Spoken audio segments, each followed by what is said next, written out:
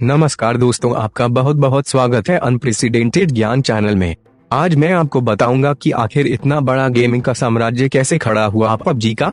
प्रतिबंध के बाद पबजी अब आप मोबाइल पर तो नहीं खेल सकते, लेकिन डेस्कटॉप वर्जन अब भी काम कर रहा है। पबजी बैन करने के 2 दिन के अंदर टेंसेंट कंपनी को $38 बिलियन यानी 27,83,35,56,56 का नुकसान हो गया है। भारत सरकार के इस फैसले से कुछ बच्चे भले ही नाराज हों, लेकिन गेम को खेलने वाले बच्चों के माता पिता ने इससे सबसे ज्यादा खुश हैं। पबजी खेलने के बच्चों की लत से सबसे ज्यादा वही परेशान थे। माता पिता की परेशानी का आलम ये था कि 2019 में जब प्रधानमंत्री नरेंद्र मोदी परीक्षा पर चर्चा कर रहे थे तो एक अभिभावक ने उनसे पूछा, मेरा बेटा 9वीं क्लास में पढ़ता है, पहले वो पढ़ने में बहुत अच्छा था, पिछले कुछ समय से ऑनलाइन गेम्स के प्रति उसका झुकाव ज्यादा बढ़ गया है, जिसकी वजह से उसकी पढ़ाई पर फर्क पड़ रहा है, मैं क्या करूं?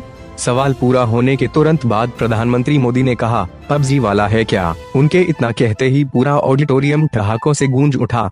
जाहिर है ये ठहाके भारत में पबजी की लोकप्रियता को बयान करने के लिए काफी हैं। क्या अभिभावक, क्या बच्चे और क्या प्रधानमंत्री, ऐसा कोई नहीं जिसने पबजी का नाम नहीं सुना हो। प्रधानमंत्री मोदी ने उसी चर्चा में कहा था, ये समस्या भी है और समाधान भी, लेकिन 1.5 साल बाद इसे समस्या मानते हुए उन्हीं की सरकार ने इसे बैन कर दिया। इसके बैन होने के बाद इस गेम को खेलने वाले पबजी के पोस्टर बॉय नमन माथुर ने यूट्यूब पर एक लाइव किया। इस लाइव को एक समय में 80,000 लोग देख रहे थे। नमन ने इस बैन के बारे में ट्वीट कर कहा, तूफान आ गया है। बैन के बाद उसके वीडियो को लगभग 60 लाख लोग देख चुके हैं। भारत सरकार के इस नए कदम को चीन पर डिजिटल स्ट्राइक पार्ट 3 के तौर पर भी देखा जा रहा है। पिछले 10 सालों में ऑनलाइन गेमिंग के मार्केट ने अपना जाल ऐसे फैला लिया है कि अब दुनिया के सबसे तेजी से उभरते हुए मार्केट में से एक माना जा रहा है। आसान शब्दों में इस गेमिंग बाजार को समझने के लिए आप ये समझें कि जब पैसा देकर कोई सामान खरीदते हैं तो आप खर्च करने के पहले 5 बार सोचते हैं, लेकिन ऑनलाइन मोबाइल गेम खेलते हैं तो इसका खर्चा शुरुआती दौर में नहीं होता। इसलिए लोगों को लगता है कि पैसे खर्च भी नहीं होते और मजा भी ले लेते हैं। इसी तरह ऑनलाइन मोबाइल गेम का बाजार बढ़ता जाता है। हालांकि इसे प्रोफेशनल तरीके से खेलने में और नए नए लेवल पर जाकर खेलने में पैसे भी खर्च करने पड़ते हैं। गेमिंग कंपनियां पहले आपको इसे खेलने की आदत लगाती हैं और फिर बाद में पैसे बनाती हैं। आसान भाषा में इस व्यापार को ऐसे समझा जा सकता है। पबजी के बारे में कितना जानते हैं आप? पबजी दुनिया भर में मोबाइल पर खेला जाने वाला एक पॉपुलर गेम है। भारत में भी इसके काफी दीवाने हैं। ये गेम एक जापानी थ्रिलर फिल्म बैटल रॉयल से प्रभावित होकर बनाया गया, जिसमें सरकार छात्रों के एक ग्रुप को जबरन मौत से लड़ने भेज देती है। पबजी में करीब 100 खिलाड़ी किसी टापू पर पैराशूट से छलांग लगाते हैं, हथियार खोजते हैं और एक दूसरे को तब तक मारते रहते हैं जब तक कि उनमें से केवल एक ना बचा रह जाए। इसे दक्षिण कोरिया की video game company Blue Hole company ने बनाया है। दक्षिण कोरिया की कंपनी ने इसका डेस्कटॉप वर्जन बनाया था, लेकिन चीन की कंपनी टेंसेंट कुछ बदलाव के साथ इसका मोबाइल वर्जन नए नाम से बाजार में लेकर आई। दुनिया में पबजी खेलने वालों में से लगभग 25% भारत में हैं। चीन में महज 17% यूजर्स हैं और अमेरिका में 6%। पबजी गेम को एक साथ 100 लोग भी खेल सकते हैं।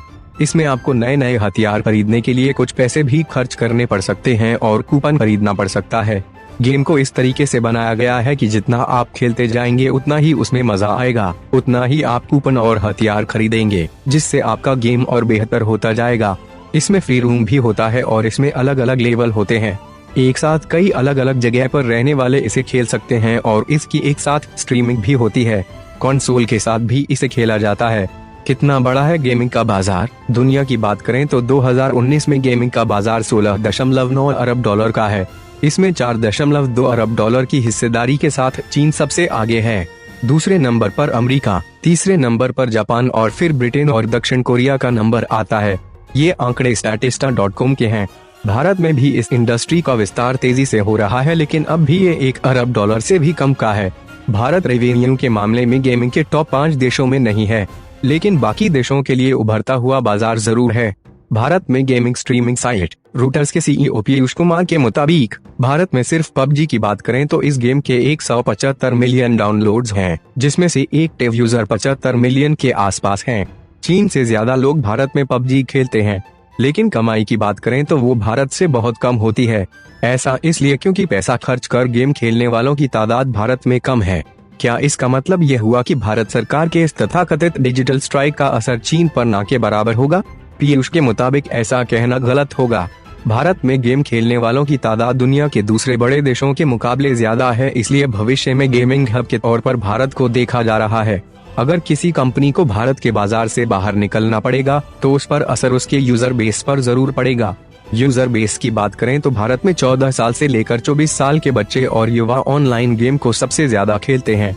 लेकिन पैसा खर्च करने की बात करें तो 25 से 35 साल वाले ऑनलाइन गेमिंग पर खर्च ज्यादा करते हैं। कैसे होती है गेमिंग से कमाई? दरअसल ऑनलाइन गेमिंग में कई तरह से कमाई होती है। उनके मुताबिक गेमिंग से पैसा कमाने का एक मॉडल है प्रीमियम का, यानी पहले फ्री में दो और बाद में प्रीमियम किश्तों में खर्च करने को कहो। दूसरा मॉडल होता है उससे जुड़े मर्चेंडाइज बनाकर। बच्चों में खासकर उनसे जुड़े कैरेक्टर, टी शर्ट, कपलेट, कपड़ों का क्रेज बहुत बढ़ जाता है। गेम से प्रभावित होकर अक्सर उन चीजों की खरीद बढ़ जाती है जिससे भी कंपनियां कमाई करती हैं। और कमाई का तीसरा रास्ता होता है उस पर आधारित विज्ञापन और फिल्में बनाकर। कई बार फिल्मों पर आधारित गेम्स आते हैं। फिल्म की लोकप्रियता गेम्स के प्रचार प्रसार में मदद करती है और कभी गेम्स की लोकप्रियता फिल्मों के प्रचार प्रसार में मदद करती है। जो लोग इस गेम को प्रोफेशनल तरीके से खेलते हैं उनको सरकार के इस कदम से नुकसान पहुंच सकता है। कई गेम्स खेलने वाले यूट्यूब पर भी बहुत पॉपुलर हैं। इस तरह के गेम्स ऑर्गेनाइज करने वालों को भी काफी नुकसान होगा। लेकिन टिकटॉक पर बैन के बाद पबजी बैन की चर्चा शुरू हो गई थी। ऐसे में बहुत लोगों ने पहले ही दूसरे गेम्स पर शिफ्ट करना शुरू कर दिया था। दूसरे विकल्प कौन से हैं? पीयूष के मुताबिक भारत में अभी ऑनलाइन गेम्स बनाने का बहुत बड़ा चलन नहीं है। भारतीय डेवलपर्स इसमें अभी काफी पीछे हैं।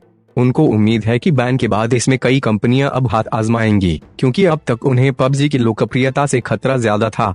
फिलहाल रूटर्स की बात करें तो उनके पास फ्री फायर और कॉल ऑफ ड्यूटी खेलने वालों की तादाद ज्यादा है। फ्री फायर सिंगापुर की कंपनी ने बनाया है और भारत में इसे खेलने वालों की संख्या अभी 5 करोड़ के आसपास है और कॉल ऑफ ड्यूटी के यूजर्स लगभग 1.5 करोड़ के आसपास हैं। भारत में हर तरह के मोबाइल और ऑनलाइन गेम खेलने और देखने वालों की संख्या लगभग 30 करोड़ है, जो लॉकडाउन में बढ़ती है जा रही है। कुछ भारतीय गेम्स भी हैं जो यहाँ के लोगों में पॉपुलर है, जैसे Bubble Shooter, Mini Joy Light, Gardenscape, Candy Crush. चूंकि पिछले 4-5 महीने से लोग और खासकर बच्चे घरों से बाहर नहीं जा रहे, तो गेमिंग का बाजार अपने आप में बढ़ता जा रहा है। विकास जायसवाल फाउंडर हैं गेम्सन टेक्नोलॉजीज के। बीबीसी से बातचीत में उन्होंने बताया था कि लॉकडाउन के पहले उनके प्रतिदिन एक्टिव यूजर लगभग 13 से 15 मिलियन होते थे, जो लॉकडाउन में 50 मिलियन हो गए। उनकी कमाई में भी 5 गुना इजाफा हुआ है। लेकिन वो मानते हैं कि अभी गेमिंग इंडस्ट्री का पीक आना बाकी है। भारत अब पबजी गेम की रिप्लेसमेंट की तैयारी कर रहा है। बहुत जल्द ही भारत फौजी नाम की गेम निकालेगा, जिसकी टोटल कमाई का 20% इंडियन डिफेंस के ट्रस्ट को दिया जाएगा। ये बहुत ही गर्व की बात है और इस गेम में रियल लाइफ सैनिकों के बारे में जानने को मिलेगा। दोस्तों, उम्मीद करता हूँ कि आपको ये जानकारी जरूर पसंद आई होगी। अगर आपको ये वीडियो पसंद आई है तो वीडियो को लाइक जरूर कर दीजिएगा। इस वीडियो को ज्यादा से ज्यादा लोगों तक शेयर कीजिएगा। अगर आप हमारे चैनल पर नए हैं तो चैनल को सब्सक्राइब जरूर कर दीजिएगा, और अगर आपने चैनल को पहले से ही सब्सक्राइब कर रखा है तो आपका बहुत बहुत शुक्रिया। Thank you for giving your precious time. जय हिंद।